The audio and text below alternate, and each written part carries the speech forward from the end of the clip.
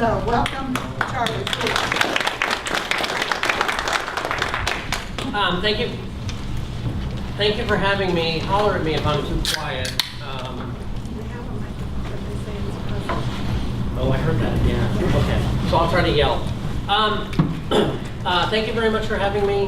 Wouldn't miss it. And I'm not a member of the 603 Alliance. I'm sorry to say, but 603 is in fact my area code.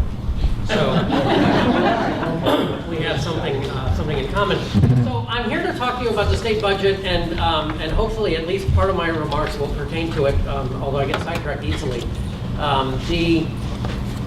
Later this summer month, in September sometime, I will do a presentation that I've done in the past for people running for office and in office called Understanding the State Budget. It's meant to be opinion-free, although I insert a few here and there. For people to understand the state budget so they can be as critical of it as I am.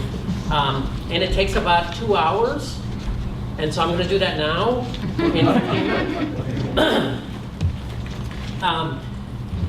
But if you have any questions, call me, email me. I'll have my email at the end. I respond occasionally to emails. Every now and again I go dark and I'm hard to get a hold of, and it's not on purpose. It's because I get swamped by the emails I get. And I'm just not very good at the end of the day. But the Josiah Bartlett Center is a free market think tank. We are a nonpartisan nonprofit. We do real well on the nonprofit part. Think tank. And we're nonpartisan because neither party has a monopoly on stupid ideas. But we have a clear and definite perspective, which is market oriented. We are a free market think tank. I have spent, well, much too long there now, but for the last 10 years we have been haranguing state government on the budget. I wrote a very, I want to say influential paper, and I just say that because the chairman of the House Finance Committee at the time yelled at me over it in 2007 about how the state budget was a disaster, and if they didn't fix things, we were going to have to raise taxes through the roof or make very drastic cuts to the state budget. I had a preference in that choice. They told me I was full of something. I forget what it was I was full of, but something. And then that was wrong, and then it turned out that the economy did in fact collapse, and that they were in fact pie-eyed, and fortunately the right people got elected in 2010, and instead of raising taxes through the roof, which had been the previous administration's plan, they made fairly significant cuts, which I'll show you in a minute. But part of the reason we have problems in the state budget, there is a budget crisis in the state of New Hampshire. You may not know that. Well, let's start with this. How many of you are in now already? Okay, a handful. And how many of you then are just hoping to get in? And how many of you wandered into the wrong room? Right, clearly. There's a budget crisis every 2 years, and on some level, this is by design. We're supposed to have a budget crisis. If we don't have a budget crisis, it means there's a ton of money. It means there's a ton of money, and we don't have to worry about anything. We just spend it on everything we spent last year. We got extra money, which means every lobbyist and state rep gets to have a new dog program. You know what we can do with, I like dogs. I mean, heck, I'm a conservative, but I like dogs. So what if we had a program where we established a fund, and we're only going to charge you $15 per dog, and we put it all in a kitty. I guess you can't do that with a dog fund, but still, you could, and then you figure out, and then we can spend it on this one thing that doesn't cost a lot of money. That's what happens when you don't have a crisis. A crisis, we look at things and go, we're not raising quite as much money as we thought, which means we can't quite do everything we wanted to do last year. And it means I got to cut something. I prefer this situation because it means everything gets a greater degree of scrutiny, and nobody goes, yeah, I know it's a stupid program, but we got the money, so who cares? Instead, everybody goes, I don't know if we should be doing that. And to give you an example, when the budget was in crisis, John Lynch had programs he wanted to eliminate from the state budget, and had people protesting outside his office. And he didn't like to eliminate much of anything.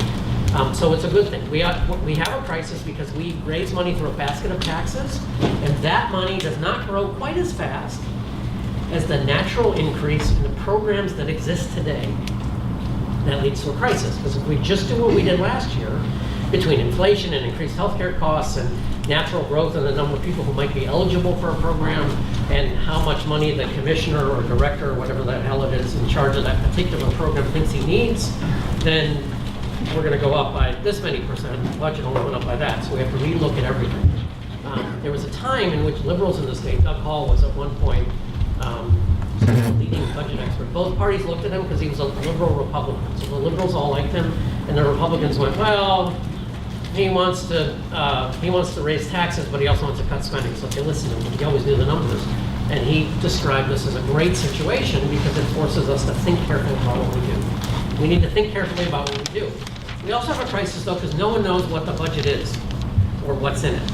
Budget is fairly complicated. We actually have two budgets. We have an operating budget, which looks something like this, but not completely. And we have a capital budget. Federal budget, right, we always have a deficit because if you buy a destroyer, you buy a destroyer on the budget. You spend capital stuff. In New Hampshire, like in every state, we put capital stuff in its own budget. It's a whole separate thing.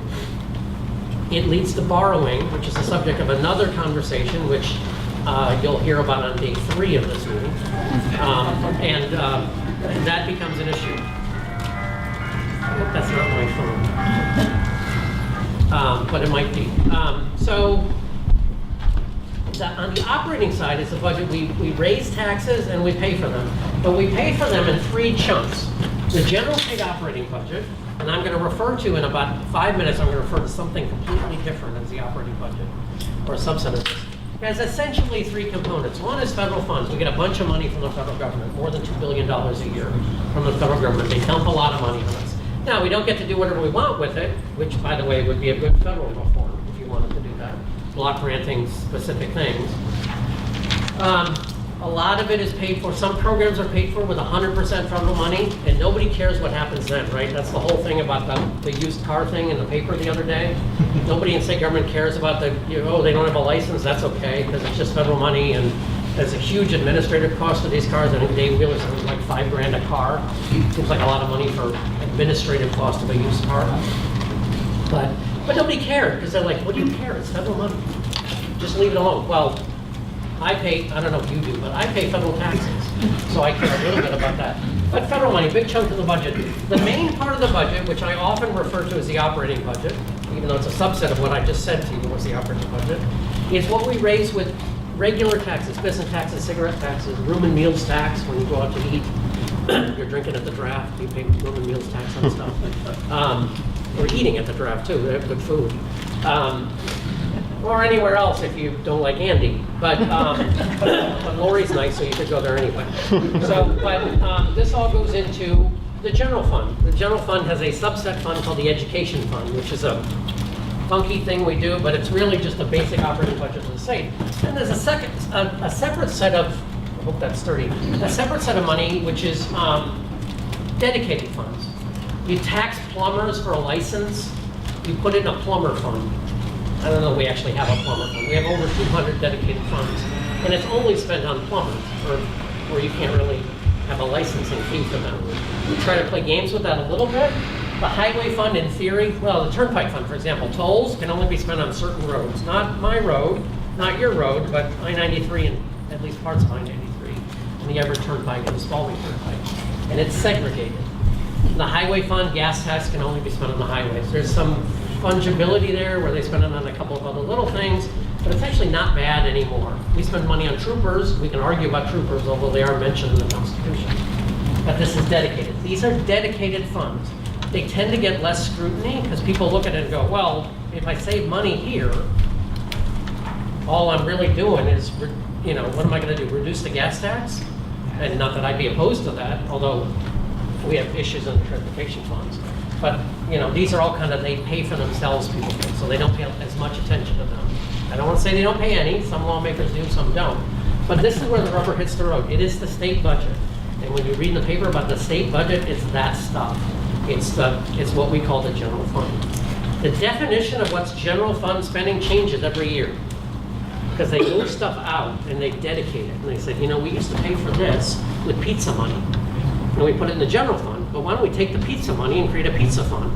And we'll use the pizza fund to pay for cheese education, or I don't know what they would do, but something like that. And they say, now that doesn't look like general fund spending. It's something completely different.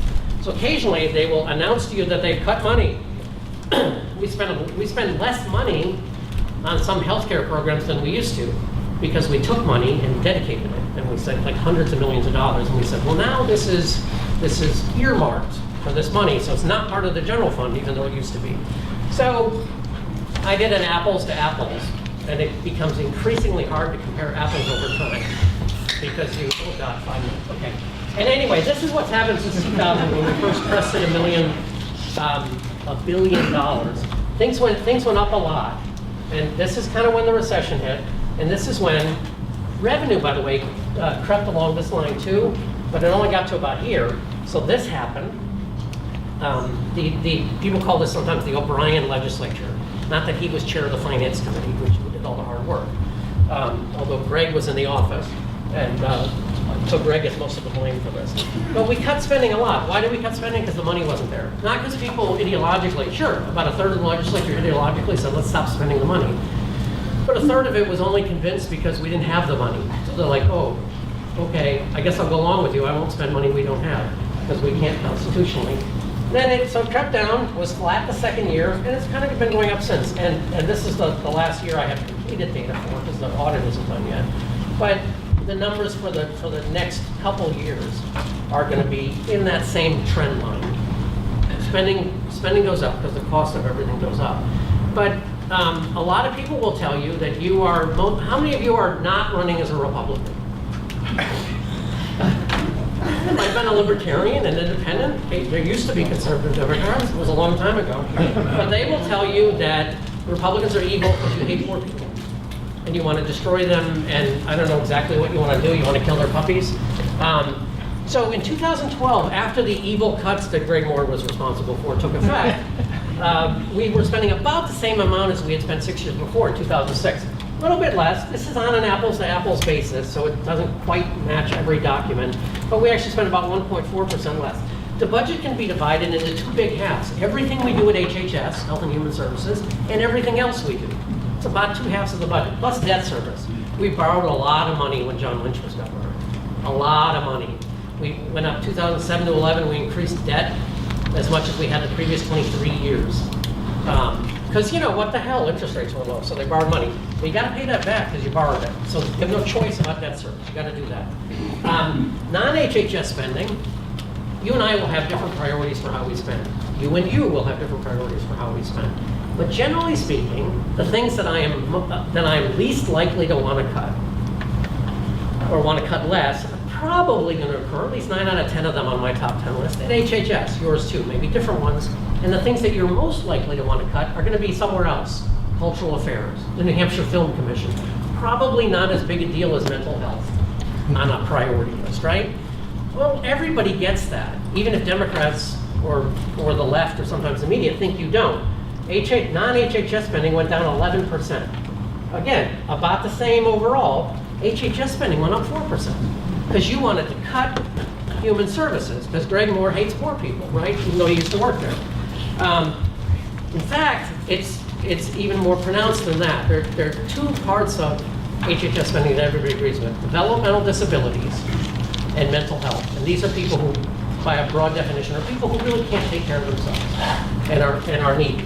Well, the evil Republican legislature increased spending on those two groups 34%, and everything else was down a little bit. So the evil priorities when you're attacked are because you hate poor people and sick people and people with disabilities, you increase their spending 34% when the rest of the budget went down. By the way, this kept going. Again, 15, the last completed year, these numbers are roughly right. Although spending went up 10%, a little bit of it went at HHS, because that's where because they hadn't been cut. And everything else went up a little bit more because it had been cut. Debt service, of course, keeps rising. We can't stop it. But again, developmental disabilities and behavioral health, I've got a minute. I'm going to go quickly. Growth in taxes. I wanted to cut business taxes forever. I've been blathering at the legislature about this until Susan Olney was blue in the face. Robert Reed said, he did a massive study, a New Zealand economist, about U.S. states. Taxes used to fund general expenditures are associated with significant negative effects on income growth. Tax cuts have the reverse effect. This is why we cut taxes. We don't cut taxes to give money to people. We don't cut taxes for whatever reason. We cut taxes because cutting taxes is associated with growth. I got 30 seconds. New Hampshire, leapfrog Maryland. We're probably going to leapfrog Massachusetts next. We have a hell of a long way to go. We need to get there. And if anybody tells you business taxes only benefit businesses, remember this. Firms with 20 or more employees employ 80% of the people in New Hampshire, 5 or more, 95% of the people in New Hampshire, and that roughly equals the number of businesses who pay the business profits tax, which needed to be cut. And if you want to yell at me, my email is arlinghaus@jbartlett.org, and I'm done.